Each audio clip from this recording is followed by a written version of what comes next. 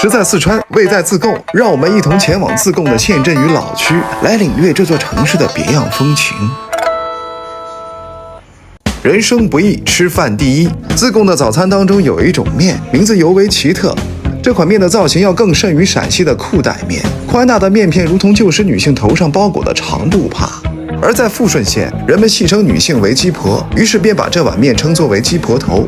起个大早吸溜上一碗，接着就要马不停蹄地奔赴到富顺县，而那里是鸡婆头的原产地。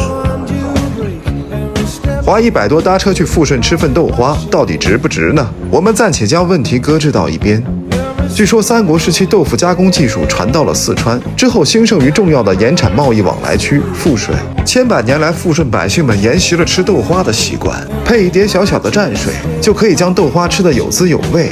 而如果再来上几个荤菜，富顺豆花便也可以吃出宴席般的仪式感。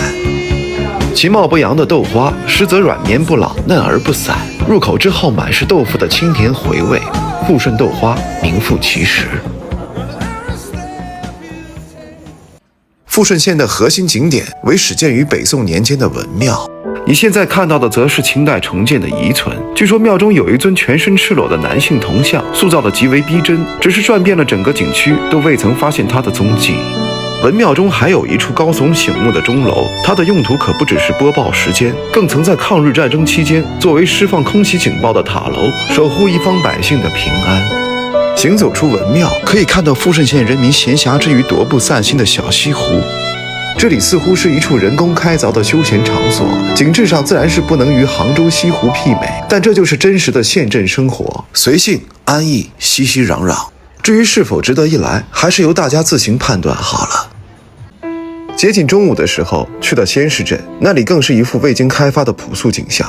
镇上的百姓们相当好客，小卖部的大娘会询问你吃没吃饭，热情的店家也不会过分推销，只是这一大块肘子彻底难住了我。据说传统的牛佛烘肘会使用10几味中草药进行加工，只是这种古法的烹饪手段如今恐怕已不多见。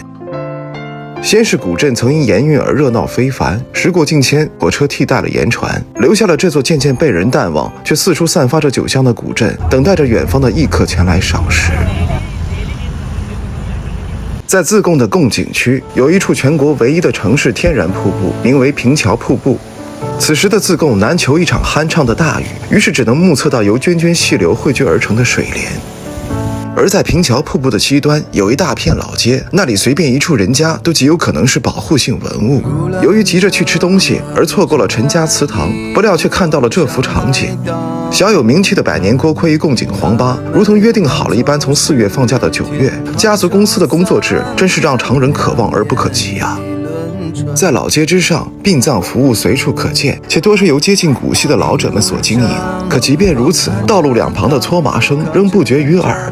他们就是这么从容地守望着、生活着，在这片更加厚重的土地上，迎接自己生命的终点。临近傍晚，下了学的娃娃们蹦跳着走在这一季褪下的叶片上。是啊，四季轮转，人生大概也是如此。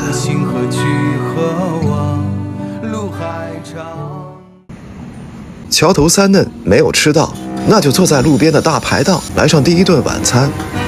火爆腰花和辣炒牛肉，鲜嫩可口，辣度适中，而街上的出品从来都不失锅气。在我看来，这种无意间发现的美味，要远大于满腔期待给人以更多的惊喜。